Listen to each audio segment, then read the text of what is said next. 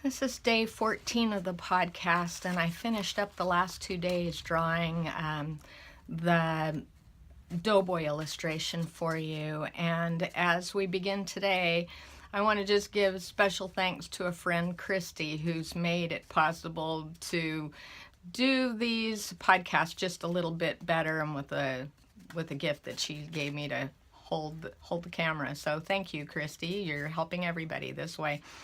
I want to pick up yesterday from what I shared with that drawing, and the way that I ended the drawing was saying that our soul and our body, which joined together, they represent the flesh.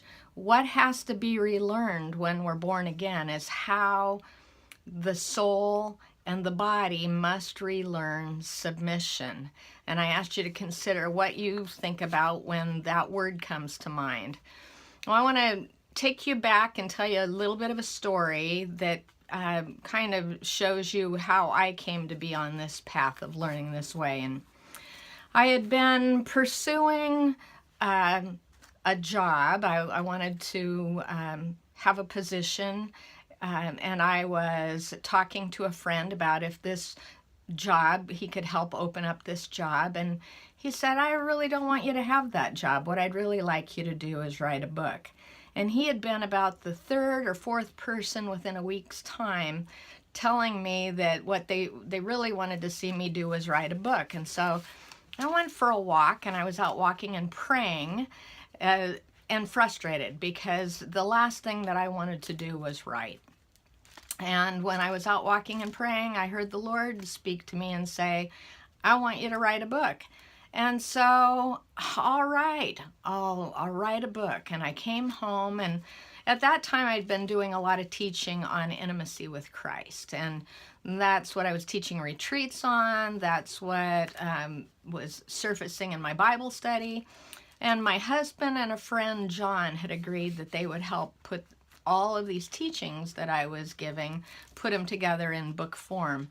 And so we sat down, we organized how we were going to write this book, and so I thought, good, this is good.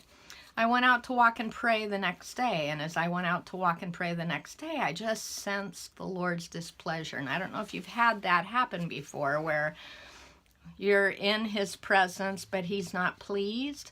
And I thought I'd pleased Him by saying I'd write a book. And finally it was, Lord, I said I would do what you requested of me. What's the matter? And the Lord clearly spoke to my heart and said, you didn't ask me what the book was about. Okay, I thought I knew. I thought it would be about what you've been teaching me. And the Lord just made it clear, no, that's not what the book was about. So I said, what is this book about? And I heard the Lord clearly say just one word. The book's about submission. And I stopped right there in the middle of my walk, and I said, submission? I don't know anything about submission. And then I heard the Lord say, I know. That was the end of the conversation, and that was the beginning of my new journey to find out exactly what it was that He was talking to me about. And so here's my question for you today.